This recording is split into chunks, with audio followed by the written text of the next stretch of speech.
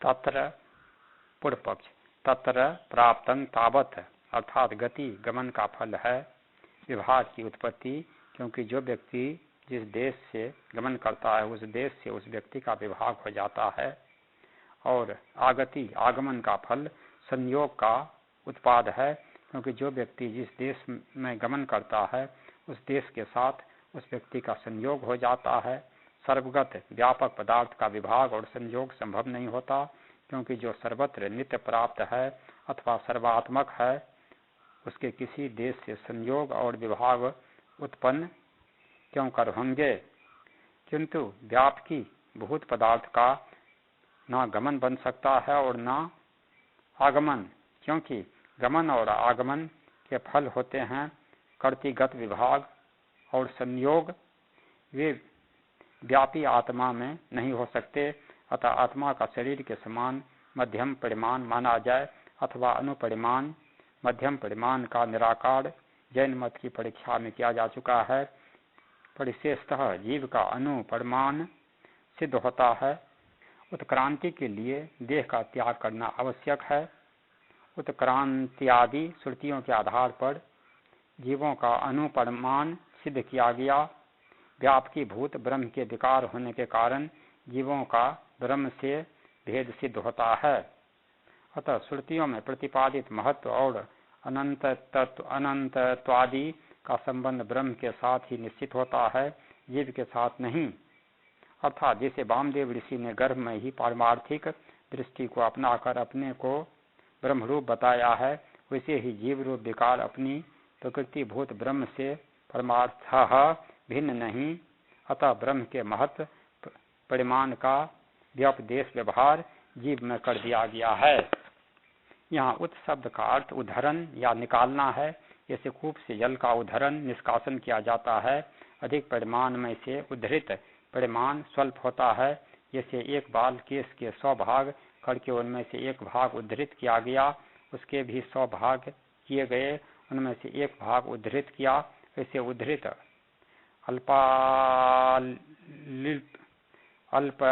अल्पीकृत मान या अत्यंत स्वल्प मान को उन्मान कहा गया है। आरा की नोक का शतांश मान भी उत्मान को इंगित करता है। सूत्रांतर का अवतरण करने के लिए शंका की जाती है। ननु अनित्वे सती, अर्थात जीवात्मा यदि अनु है, शरीर के किसी कोने में ही रहेगा, शरीर व्यापी नहीं, तब पूरे शरीर में जो सत्यादि की उपलब्धि होती है वह क्यों कर होगी। इस शंका का परिहार है अविरोध चंदनवता, अर्थात जैसे चंदन तेल की एक नन्ही सी बूंद शरीर के किसी एक कोने में लग कर पूरे शरीर को गमका देती है, वैसे ही अनु आत्मा पूरे शरीर का साक्षी है। रहस्य यह है कि त्वचा से जीव संयुक्त है और त्वचा पूरे शरीर में व्याप्त है। अतः त्वक और आत्मा का संबंध त्वग व्यापी सकल त्वचा में होने के कारण त्वग व्यापी शैत्य का ग्राहक आत्मा हो जाता है।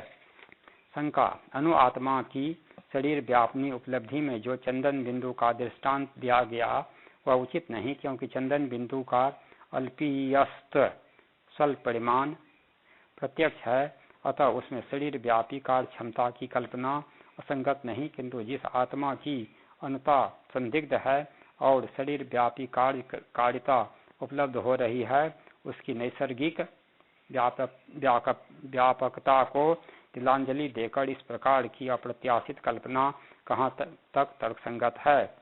चंदन बिंदु के दृष्टांत से आत्मा में यदि अनुत का अनुमान किया जा सकता है, तब त्वचा एवं आकाशादि प्रति दृष्टांतों के द्वारा आत्मा में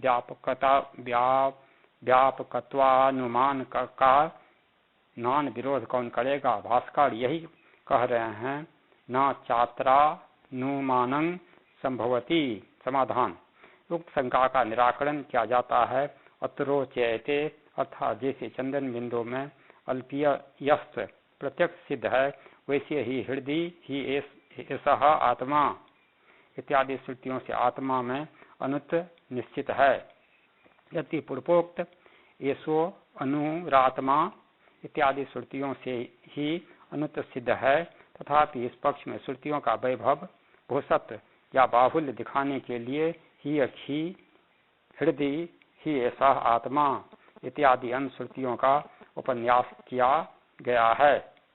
जो लोग ऐसा मानते हैं कि चंदन बिंदु एक साव्य पदार्थ है, उसके अणु पूरे शरीर में व्याप्त होकर सर्वत्र अपना सौरभ और शैत्य प्रदान करते हैं, किंतु आत्मा निरवयव है, इसके अणुओं का संचार पूरे शरीर में संभव नहीं सकता। अतः दृष्टांत और दृष्टांति का वैषम्य है। उन लोगों को दृष्टि में रखकर सूत्रकार कहते हैं कि गुणाद्वार लोकावत।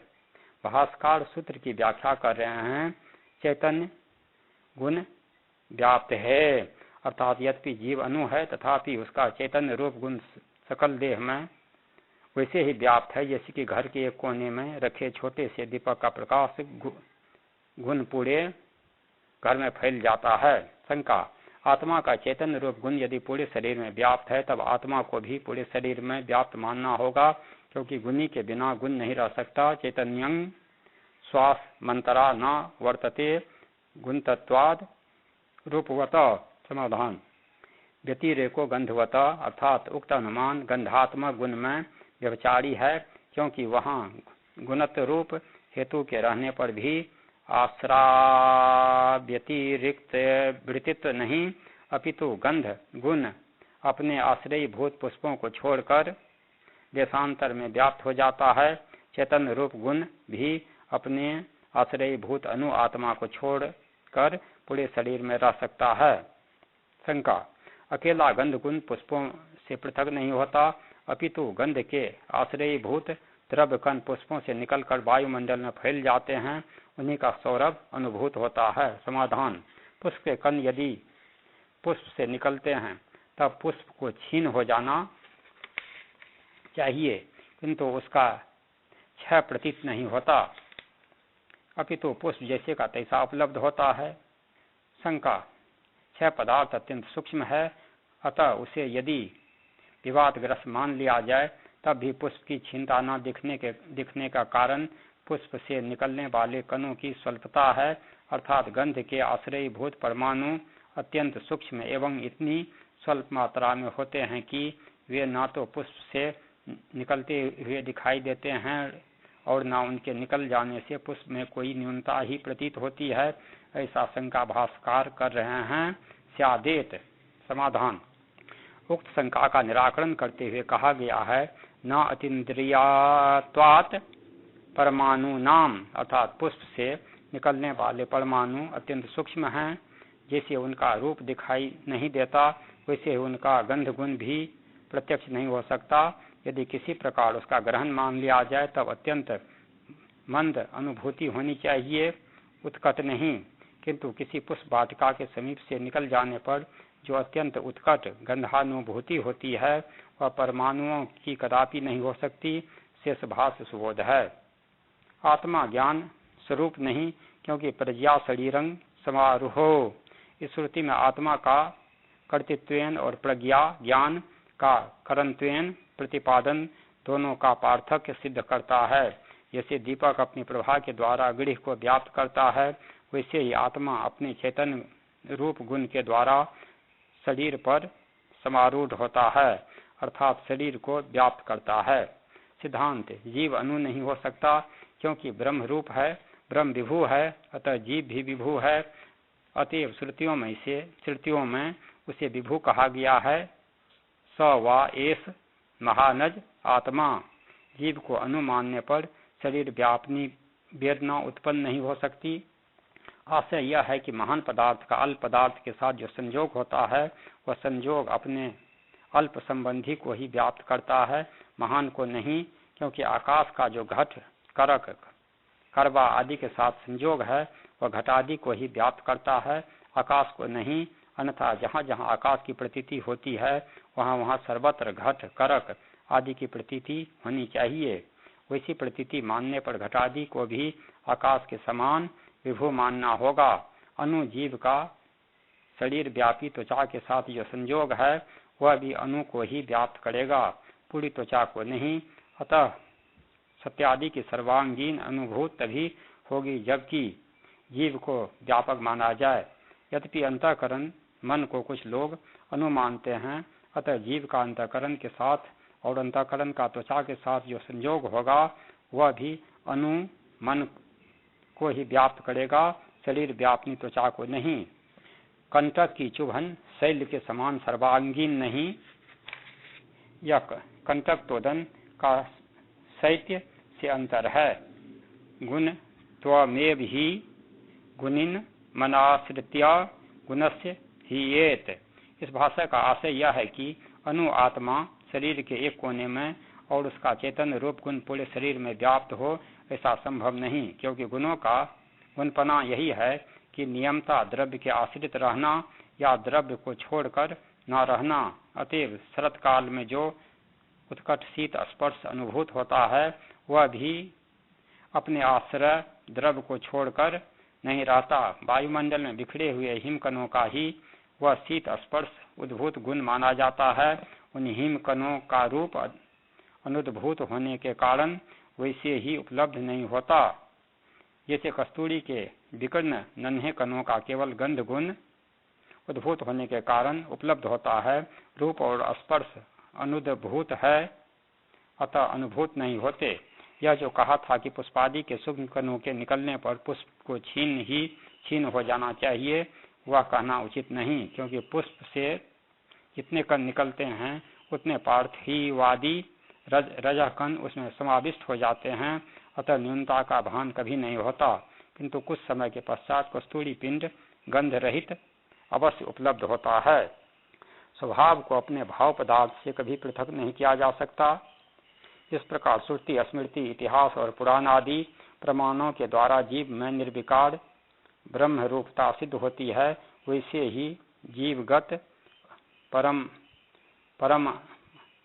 महत्व व्यापकत्व भी प्रमाणित है। तात्पर्य, बुद्धिगत अनित्वादि धर्मों के अध्यास में अस्थिर होता है, तद्गुण सारत्वात्। इस सूत्र की व्याख्या करते हैं तस्या बुद्धे है। यहाँ तत्पद से बुद्धि का ग्रहण किया जाता है, क्योंकि बुद्धि तत्व के साथ आत्मा का असाधारण संबंध है। बुद्धि के कर्तृत्वादि गुणों धर्मों का शरण संचार या समारोपण आत्मा में हो जाने के कारण साधारण प्राणियों के द्वारा आत्मा का वास्तविक शुद्ध बुद्ध मुक्त स्वभाव अनुभूत न होकर मिथ्या ज्ञान प्रवर्तित कर्तृत्व भोक्तृत्वादि स्वरूप ही अनुभव किया जाता है। जीवात्मा कुटस्थ ब्रह्म रूप है, अतः उसमें स्वभावतः इच्छा द्वेषादि का अनुसंग नहीं हो सकता। अतः बुद्धि के इच्छादि धर्मों का अध्यास वैसे ही हो जाता है जैसे उदक पुरित शराब कुल्हड़ में प्रतिबिंबित चंद्रमा पर उत्कष्ट कंपनादि धर्मों का आभास होता है। यह सब कुछ पहले ही अध्यास भाष में स्पष्ट किया जा चुका है। सारांश यह है कि बुद्धि रूप उपाधि की ही है देन जीव भाव, बुद्धि रूप अंतःकरण अनु है, इसके ही अनुत धर्म का व्यपदेश व्यवहार आत्मा में वैसे ही हो गया है। ये सो अनुरात्मा, जैसे कि कड़काकाश में करक के स्वल्प परिमाण का, इसी प्रकार जीवात्मा में गति आगति और उत्क्रांति आदि की भी औपचारिक उत्पत्ति हो जाती है। मुक्तावस्था में आत्मा रहता है, किंतु उसके साथ बुद्धि का संयोग नहीं रहता। संसारी आत्मा बुद्धि के समान इसलिए कहा जाता है कि उसमें बुद्धि के गुणों का आरोप हो जाता है। सुसुप्ति और प्रलय के समय किसी भी आत्मा में बुद्धि का अनभिव्यक्त संयोग वैसे ही रहता है जैसे पुरुष में विद्यमान पुंसत्व नपुंसकत्वादि बाल्यावस्था के समय अनभिव्यक्त रहकर युवावस्था में अभिव्यक्त होता है, क्योंकि इंद्रिय अंतःकरण और विषय के साथ आत्मा का संबंध संयोग सनातन है। सामर्थ्य पदार्थ एक धर्म है, विकार है, जो विकारवान धर्मी में ही रहता है, निर्विकार में नहीं। आत्मा निर्विकार है, अतः उसमें सामर्थ्य संभव नहीं। अतः कर्तृत्वादि का प्रतिपादन अनर्थक क्यों नहीं। उन सांख्यादि वादियों का निराकरण करने के लिए किया जाता है जो आत्मा को केवल भोक्ता ही मानते हैं, कर्ता नहीं। विहार शब्द का अर्थ संचरण किया है। आत्मा को स्वतंत्र कहा गया है, किसी के अकर्ता में स्वतंत्र प्रतिपादित नहीं होता, अतः जीव कर्ता सिद्ध होता है। इस श्रुति में भी कहा है कि आत्मा इन प्राणों इंद्रियों के विज्ञान ग्रहण शक्ति का विज्ञान बुद्धि के द्वारा आदान करके सो जाता है। यहाँ आदान क्रिया में स्वतंत्र आत्मा अकर्ता क्यों कर होगा? विज्ञान पद के द्वारा आत्मा का ही निर्देश माना जाता है। इस प्रकार आत्मा में कर्तृत्व परिवेशित होता है। शंका: बुद्धिमान स्वतंत्र पुरुष अपने इष्ट पदार्थ का ही सदैव संपादन करता है, अनिष्ट का नहीं, किंतु आत्मा हिंसा आदि अनिष्ट पदार्थों का भी स्वप्न आदि में संपादन करता देखा जाता है। अतः यह सिद्ध होता है कि आत्मा स्वतंत्र नहीं, अस्वतंत्र कभी कर्ता नहीं होता, क्योंकि कर्ता का लक्षण है स्वतंत्र कर्ता। समाधान: अन्य कारकों का प्रयोजक होता है, कारकांतर से प्रयुक्त नहीं होता, बस इतना ही इस कर्ता का स्वतंत्र है, न कि कार्य संपादन में कारकांतर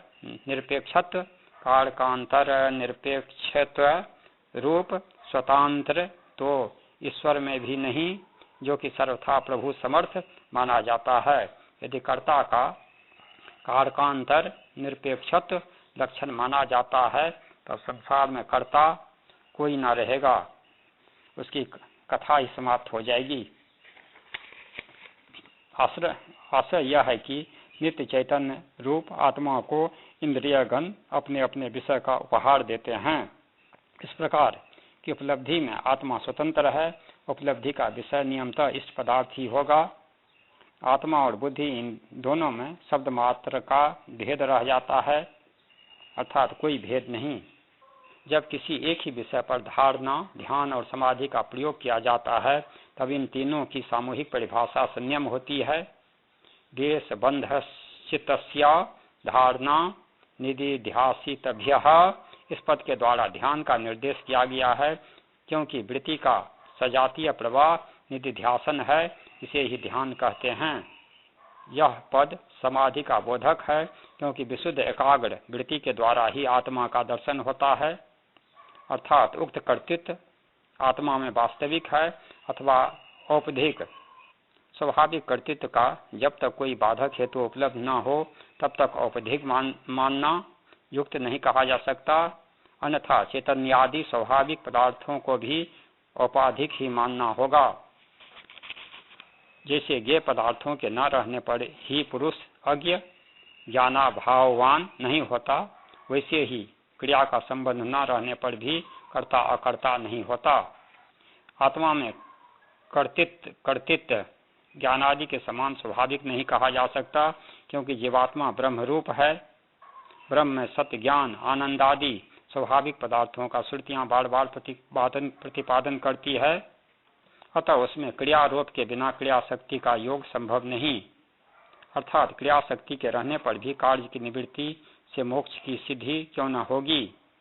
समाधान: न निमित्तानामपि, अर्थात कार्य की भी अत्यंत निवृत्ति संभव नहीं। शंका: जैसे रोगी पुरुष औषध सेवन से निरोग हो जाता है, चाहे वह चोर हो या साह, वैसे ही वेद विहित साधनों के अनुष्ठान से बद्ध पुरुष मुक्त हो जाता है, चाहे वह कर्ता हो या अकर्ता।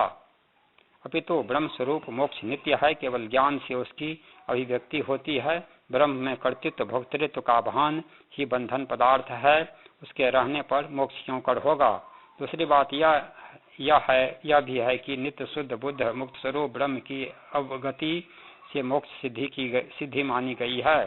स्वाभाविक कर्तृत्व उस अवगति का प्रतिबंधक है। जैसे सैन पक्षी आकाश में उड़ता उड़ता थक कर अपने घोंसले जाकर सो जाता है, वैसे ही जागृत और स्वप्न में अंतःकरण की सक्रियता से आत्मा क्रियाशील होकर अपने को श्रांत सा अनुभव करके सुसुप्ति में अंतःकरण की सक्रियता समाप्त होने पर सुसुप्त सा हो जाता है। शंका: तक्षा बरहई के तो हाथ पैर हैं, उनके द्वारा वसूला चलाता चलाता थक कर दुखी होता है, किंतु परमात्मा निर्गुण निराकार निरवय है, वह बुद्धिआदि का संचालन कैसे करेगा। अर्थात जैसे तक्षा वसूला चलाता है, वसूला के द्वारा काटी पीटी छोली छाली वस्तु के लिए कहता है कि मैंने ही काटा पीटा छिला छाला है, किंतु उसके हस्तादि युक्त शरीर ने साक्षात कुछ नहीं किया। अतः वास्यादि के द्वारा जिस क्रिया का करता है शरीर की दृष्टि से अकर्ता है, वैसे ही आत्मा बुद्धि आदि कर्णों के द्वारा कर्ता स्वतः अकर्ता है, बुद्धि आदि के माध्यम से दुखी स्वतः सुखी है। इतने अंश में ही दृष्टांत का साम्य विवक्षित है, सर्वथा नहीं। वस्तुतः जब जीव अपने अवयवों के बिना ही शरीर का संचालन करता हुआ देखा जाता है, तब क्यों और कैसे इस प्रकार के आक्षेपों का कोई अवसर ही नहीं रह जाता। जहाँ पर करण ग्राम जागृत है, वहाँ भी केवल आत्मा में कर्तृत्व श्रुत है, क्योंकि लोक में भी कुठार आदि की सहायता से काष्ठ का छेदन करने वाला बरहई भी अकेला छेदन करता नहीं होता, अपितु कुठारादि सहित बरहई छेता माना जाता है। चक्षुः पश्यति रूपाणि सर्वत्रं सर्वत्र शृणोति विक्लिन्दन्ति तंडुलः। चावल उबल रहे हैं। आत्मा में जो उपलब्धि का कर्तृत्व है वह स्वाभाविक क्यों न माना जाए। इस प्रश्न का उत्तर है न च तस्यामप्यस्य कर्तृत्वम्। उपलब्धि आत्मस्वरूप होने के कारण नित्य है, अतः उसका स्वाभाविक कर्तृत्व कहीं पर भी नहीं बन सकता।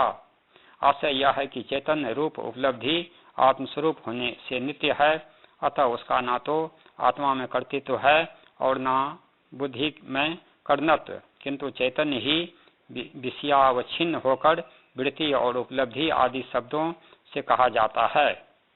क्रिया में जीव का प्रवर्तक कौन?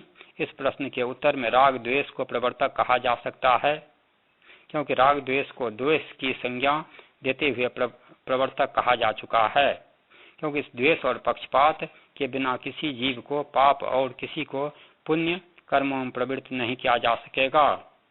सभी जीव स्वतंत्र हैं, अपने रागादि गुणों से प्रेरित होकर उपार्जित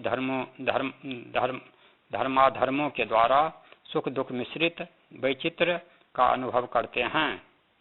अतः मनुष्यों को स्वतंत्र रखने के लिए ऐसे ही एव साधु कर्म कार्यति। जीवों की ईश्वराधीनता कल्पनीय नहीं अपितु श्रुति सिद्ध है। ईश्वर ही विधि निषेध शास्त्र प्रणयन करता है, जीवों में उनके कर्मानुसार राग आदि का उद्भावन कर देता है। मानव अपने आप शास्त्रों को मर्यादा में रहकर अथवा मार्ग चुनता है। पूर्वोक्त पद से कृतनाश और अकृताभ्यागम दोष का संग्रह किया गया है।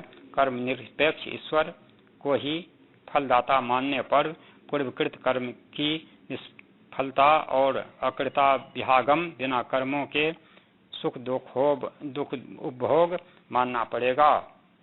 अब विद्यारूप उपाधि की आश्रयता जीव में और विषयता ईश्वर में मानते हैं।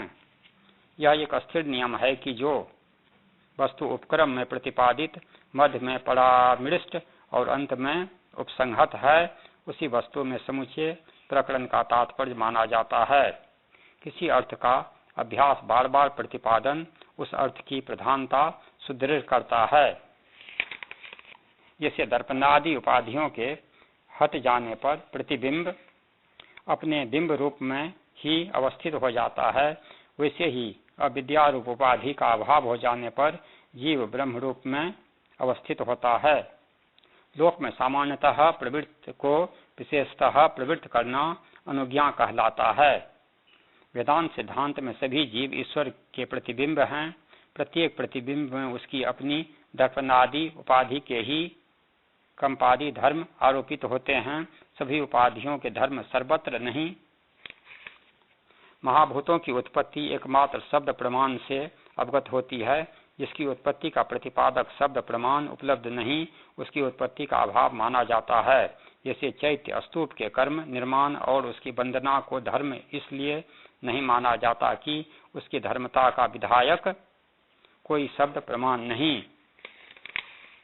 अतः ब्रह्म के आकाशादि जैसे विकार हैं, वैसे ही इंद्रिय गण भी विकार हैं। क्योंकि प्राण जड़ है, ब्रह्म रूप नहीं हो सकते। प्राणों की सृष्टि अभिहित है, क्योंकि उसी प्रकरण में वाक प्राण और मन को क्रमशः तेज जल और अन्न का विकार कहा गया है। अन्नमयं ही सौम्य मनः आपो मह्यः प्राणः तेजो मयो वाक। अन्न आदि की न्यूनता और वृद्धि पर मन आदि की न्यूनता और वृद्धि निर्भर है। फलतः प्राण सृष्टि का प्रतिपादन अपेक्षित है।